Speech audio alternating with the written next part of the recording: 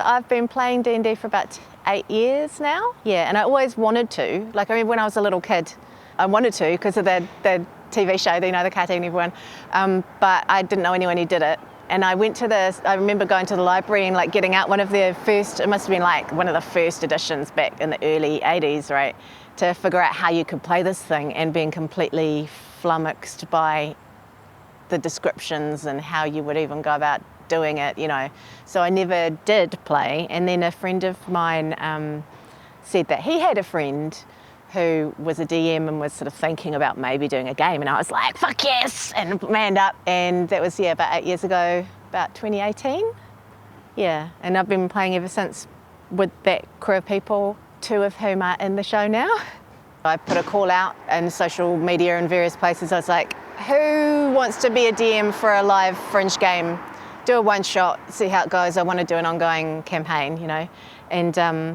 And he was one of the people that was recommended by someone I play with. I'm doing it partly because I really like playing, and I'm an actor.